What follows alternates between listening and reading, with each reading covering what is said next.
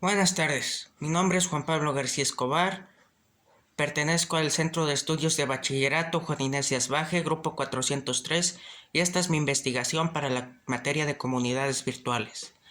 El estilo oral y la antropología del gesto. La antropología del gesto es una teoría científica desarrollada a mediados del siglo XX por Marcel Jousse, un sacerdote jesuita francés que nació y creció en un medio rural en un pequeño poblado de Francia. Su lengua materna, el sartois, era un dialecto del francés que no se escribía, por lo cual, durante su primera enseñanza, se mantuvo en torno a los dichos que se transmitían de forma oral entre esta población.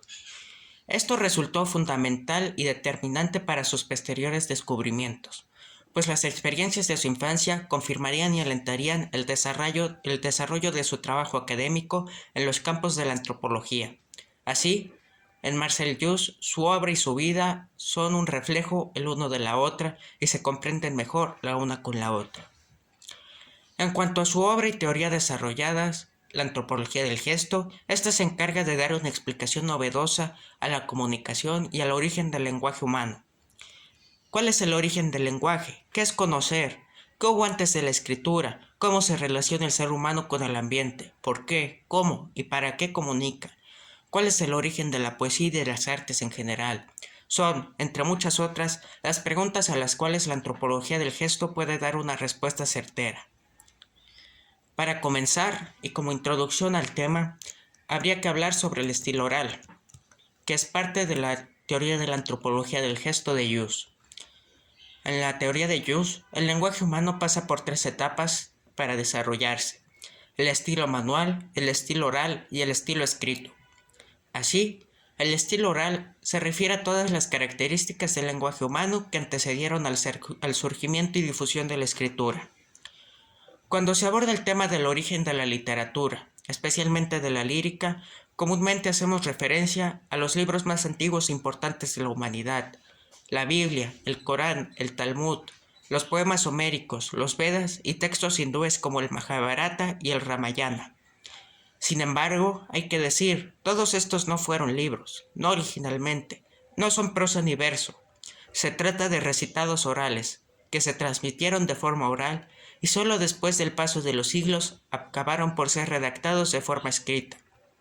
En este caso, también el Cantar del Mio Cid fue un recitado de estilo oral, pero su redacción escrita acabó por mutilar muchas de sus características originales, y de esta forma es que nos llega actualmente. Antes del origen de la escritura, para conservar el conocimiento de todo lo importante para una comunidad, todas las enseñanzas, morales, religiosas, la transmisión de la historia, todo lo necesario para la vida de la nación, para esto existieron los recitados de estilo oral, y estos aún existen, al menos de forma parcial, especialmente en el Medio Oriente, en el norte de África, Madagascar y los pueblos semíticos en general. Los beduinos, los malgaches, los tagalos, incluso los indígenas de pieles rojas de Norteamérica, que Marcel Jousse pudo conocer durante su participación en la Primera Guerra Mundial. Todos los pueblos y comunidades que él llamó los verbomotores. Estos medios comúnmente rurales, en que no existe la escritura y por lo que erróneamente los consideramos incultos, en realidad mantienen una cultura distinta, incluso más rica y más interesante, pero separada del estilo escrito al que estamos acostumbrados y en el que vivimos. Como mencioné, en los pueblos en los que todavía no existe la escritura, para transmitir el conocimiento, este debe ser recitado. Los recitadores del estilo oral fueron una figura importantísima en todos los pueblos de la antigüedad, los rapsodas y los aedas de los griegos, que estaban acompañados por la lira, los dabim, rabí, meturgemanes de los hebreos, y los llamados turgimán, turcimanos y dragomanes de muchos pueblos europeos, incluidos los payadores de las regiones de la Argentina en Sudamérica, son todos ejemplos y rastros de recitadores del estilo oral. Algunos solo se dedicaban a transmitir mensajes de otros y tradiciones orales anteriores. Eran imprentas vivas, pues no podían modificar ninguno de estos mensajes, les era prohibido. Pero muchos otros eran también compositores. Sin embargo, y a todo esto cabe preguntarse, ¿Cómo puede ser posible que se mantuviera tanta información sin la necesidad de textos escritos? Pues bien, esto se debe a las características del estilo oral, que facilita enormemente la retención de una gran cantidad de información en la memoria. Cientos y cientos de frases o clichés y recitados que se guardan y posteriormente pueden volver a combinarse y transformarse entre sí en nuevos recitados orales. La principal de estas características es el ritmo, lo cual le da la semejanza de poemas a los recitados de estilo oral. Sin embargo, no son poemas. El ritmo se encuentra presente de forma natural en el cuerpo humano, la respiración y los latidos del corazón.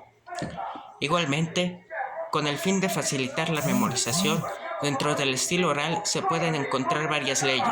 Esto se debe a las características del estilo oral, que facilita enormemente la retención de una gran cantidad de información en la memoria, cientos y cientos de frases o clichés o recitados, que se guardan y posteriormente pueden volver a combinarse y transformarse entre sí en nuevos recitados orales, que se crean de forma espontánea. La principal de estas características es el ritmo, lo cual le da la semejanza de poemas a los recitados de estilo oral, y se encuentra presente de forma natural en el cuerpo humano, la respiración y los latidos del corazón. Igualmente, para facilitar la memorización, dentro del estilo oral se encuentran varias leyes. El paralelismo, que da esquemas rítmicos, binarios o ternarios. Las palabras broche, que se repiten a lo largo del mensaje, dando unidad. La antítesis de palabras, los grupos o pequeñas estrofas que se forman entre las frases, entre otras. Además del estilo oral, en el desarrollo del lenguaje humano existieron el estilo manual y el estilo escrito.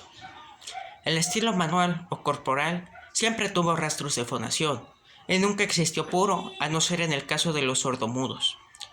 Todas las palabras son, de cierta forma, un enorme resumen de gestos manuales. Marcel Jus observó parte del estilo manual en las comunidades indígenas de Norteamérica. No podían comunicarse por la noche a menos que tuvieran una fuente de iluminación. El estilo manual también existe de forma parcial en los esquimales, los bosquimanos y los coroados del Brasil, pero sobre todo, el estilo manual persiste en la danza. La danza es la primera de todas las artes. Los pueblos antiguos tuvieron la danza en un papel fundamental. Tuvieron danzas militares, religiosas, danzas eróticas. La danza era parte fundamental en las sociedades donde persiste el estilo manual.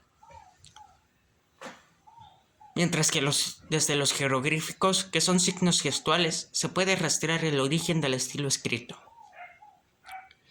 Por otra parte, el origen de esta evolución entre el estilo manual, oral y el escrito, la razón de ser de todo el lenguaje y de toda la comunicación humana es el gesto. ¿Qué es el gesto?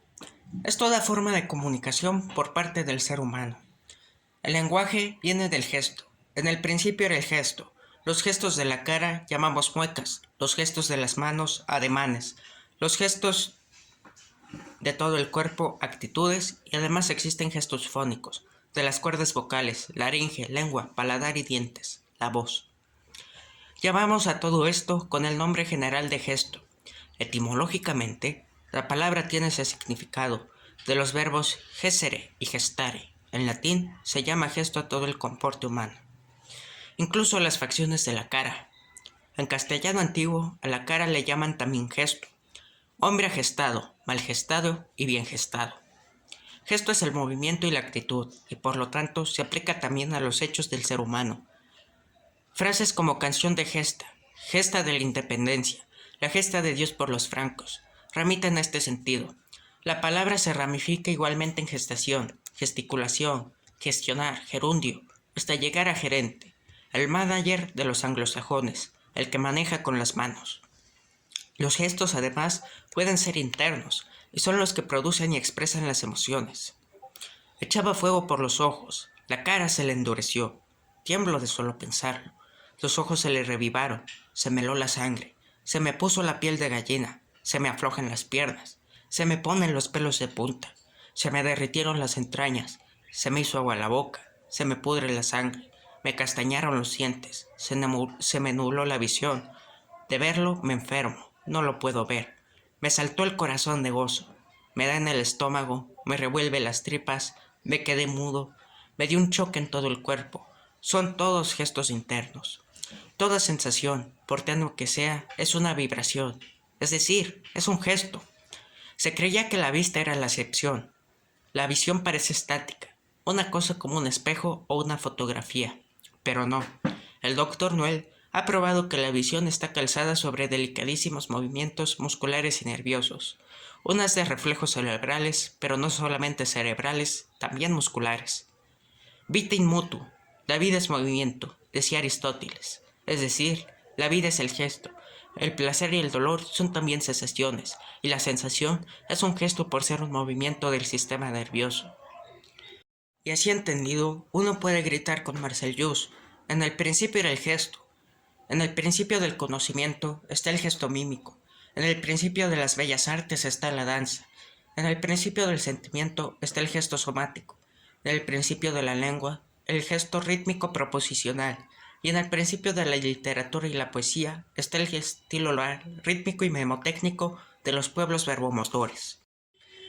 El gesto vital humano se compone de 4 partes: explosión energética, significación, imitación y ritmo. Si buscamos cómo se arregla el cuerpo humano para producir movimientos, el método es siempre el mismo. Consiste en utilizar ciertas sustancias que se pueden llamar explosivas y que, semejantes a la pólvora, no esperan sino una chispa para estallar. Hablo de los alimentos, especialmente de las sustancias ternarias, hidratos de carbono, el azúcar principalmente y las grasas. Tenemos una suma de energía almacenada, presta a producir movimiento. Esta energía ha sido gradualmente, imperceptiblemente, robada al sol por las plantas, y el animal que se nutre de la planta o de otro animal que se ha nutrido de una planta hace simplemente pasar a su cuerpo un explosivo que la vida fabricó almacenando energía solar. Cuando hace un movimiento, libera energía almacenada. Esto nos dice la química biológica. Esto es el cuerpo del gesto, lo que llamaremos explosión energética. El alma es su sentido o significación, y el hombre por su intelecto es capaz de percibir ese sentido, y en vez de decir tuve miedo, dice se me pusieron los pelos de punta. Todas nuestras frases contienen un significado, reducen o miman un significado, y este es el origen de todos los lenguajes, y también de nuestros gestos, de donde ellas han venido. Por eso, en la lengua semítica y en todas las lenguas, las palabras indican cosas concretas, de las cuales ellas son imitación. El hombre es capaz de más, es capaz de dar adrede un sentido a sus movimientos en orden a decir cosas, es apto a representar, a mimar. El hombre es el animal más imitador que existe, dice Aristóteles, y añade, de ahí nació la poesía. Todos los gestos están sujetos a una ley absolutamente universal, que rige desde el movimiento de los astros hasta el latido del corazón. Esto es lo que llamamos el ritmo, que no podemos definir a no ser con la palabra medida, una cierta medida. Y el hombre es capaz de darse cuenta del ritmo y de buscarlo a propósito. Y de ahí nacen otra vez la poesía, la música, el canto y la danza, que es la combinación de las 3 cosas. Y después el estilo oral, que es también la combinación de esas 3 cosas. De modo que, científicamente, los movimientos expresivos del hombre, y todos lo son en algún modo, o sea, sus gestos, constan de 4 elementos, 2 esenciales: cuerpo y alma, explosión energética y sentido, y 2 propiedades: el ritmo, propiedad del cuerpo; la mímesis, propiedad del alma. Nos dice también Aristóteles: el alma conociendo se hace todas las cosas, y el hombre es el más imitador de todos los animales, e imitando conoce. Él llamaba las palabras mimémata, es decir, remite a la característica imitativa que tienen todos los gestos. El origen de esta imitación se encuentra en la relación del ser humano con el ambiente que lo rodea. De este modo, a la impresión de lo exterior, que causa el conocimiento que es retenido y almacenado, sigue la expresión del mismo. Mimar es expresar, es replicar afuera las impresiones, es decir, lo que obró el conocimiento de lo exterior en nuestro interior. Las impresiones del mundo, captadas por nosotros como interacciones, son transformadas, modeladas, y expresadas como gestos. Este es el origen de la comunicación humana. En síntesis, la antropología del gesto de Marcel Jousse, pese a la poca difusión que presenta actualmente, tiene explicaciones de la realidad y nuestro comportamiento que resultan novedosas y apasionantes. Cambia totalmente la percepción acerca del lenguaje humano y da respuestas ingeniosas y sorprendentes a la razón de ser y su origen. Asimismo, el estudio y la difusión de su obra, sin duda, podrá generar una comprensión mucho más profunda y compleja de todos los temas y disciplinas de los que se ocupa, como son la antropología y la lingüística. Pero también, el conocimiento de esta hipótesis enriquece de forma general la percepción que tenemos del mundo y de nosotros mismos, nos hace entender mejor nuestra propia historia.